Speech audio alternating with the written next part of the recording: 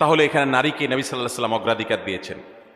এবং নবী সাল্লাল্লাহু আলাইহি ওয়াসাল্লামের কাছে যখন সাহাবী জিজ্ঞাসা করেছেন, ইয়া রাসূলুল্লাহ আবাররু মান, আমি কার সাথে বেশি।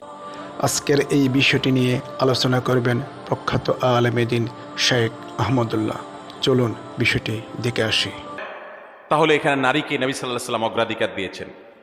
এবং নবী সাল্লাল্লাহু আলাইহি ওয়াসাল্লামের কাছে যখন সাহাবী জিজ্ঞাসা করেছেন, ইয়া রাসূলুল্লাহ আবাররু মান, আমি কার সাথে বেশি সদাচরণ করব, নবী সাল্লাল্লাহু আলাইহি ওয়াসাল্লাম বলেছেন উম্মাক, তোমার মায়ের সাথে। এরপরে আবার সাহাবী জিজ্ঞাসা করলেন, এরপর তিনি বলেছেন এরপরও তোমার মায়ের সাথে। এরপর জিজ্ঞাসা করলেন আবারও সাহাবী, বুঝলাম এরপর কার সাথে করব, নবী সাল্লাল্লাহু আলাইহি ওয়াসাল্লাম বলেন এবারও বলেন তোমার মায়ের সাথে। তারপর যখন সাহাবী জিজ্ঞাসা করলেন চতুর্থবার, তখন বললেন তোমার বাবার সাথে। তার মানে তিনটা পুরস্কার যদি থাকে, gold medal, bronze medal, silver medal, এই সব মেডেল পুরস্কারগুলো একেবারে প্রথম, দ্বিতীয়, তৃতীয় সব পুরস্কারগুলো নবী সাল্লাল্লাহু আলাইহি ওয়াসাল্লাম দিয়েছেন মাকে। আর 4 নম্বর সান্ত্বনা পুরস্কার দিয়েছেন বাবাকে। তাহলে এখানে মায়ের মর্যাদা বেশি দেওয়া হয়েছে না বাবার মর্যাদা বেশি দেওয়া হয়েছে? দিনের আলোর মতো পুরস্কার। একজন মুসলিম নারীর জন্য কি এটা আনন্দের বিষয় নয়? প্রিয় নবী সাল্লাল্লাহু আলাইহি সাল্লাম মেয়েদেরকে কতটা অগ্রাধিকার দিতেন দেখেন। তিনি বলেছেন আমি মেয়েদেরকে বেশি ভালোবাসি।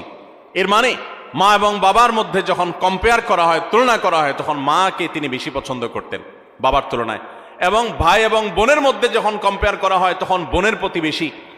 এবং ছেলে এবং মেয়ের মধ্যে যখন কম্পেয়ার করা হয় তখন নবী আলাইহিস সালাম মেয়েদের প্রতি টান, মেয়ের প্রতি টান বেশি ছিল।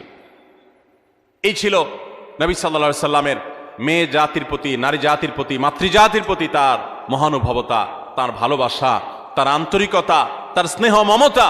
তাদেরকে এতটা শ্রদ্ধা তিনি করতেন, এতটা সম্মান তিনি করতেন। আমরা অনেক পুরুষ আছি, আমাদের মা বোনদেরকে তুচ্ছতাচ্ছিল্য করে কথা বলি, তাদেরকে অপমান করে কথা বলি। আমাদের আল্লাহকে ভয় করা উচিত। তারা ভুল করলে সেটা উত্তম উপায়ে সংশোধন করা উচিত, ব্যবহার খারাপ করা উচিত নয়।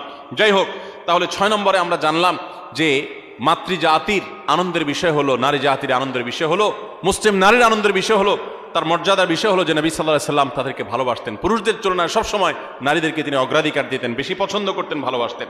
নাম্বার 7, জান্নাত নারীদের জন্য আল্লাহ তাআলা সবচেয়ে সহজ করেছেন। পুরুষদের তুলনায় নারীদের জন্য জান্নাত অনেক সহজ করা হয়েছে। একজন পুরুষ তাকে জান্নাতে যেতে হলে তাকে হালাল উপার্জন করতে হয়। আর ইসলাম উপার্জনের কোনো দায় দায়িত্ব মেয়েদের উপরে চাপান নাই। যতদিন বিয়ে না হবে তিনি বাবার দায়িত্বে থাকবেন। যখন বিয়ে হয়ে যাবে স্বামীর দায়িত্বে চলে যাবেন। স্বামী মারা যাবে ছেলেদের দায়িত্বে চলে যাবেন, ভাইদের দায়িত্বে চলে যাবেন। কিন্তু নারী তাকে তার নিজের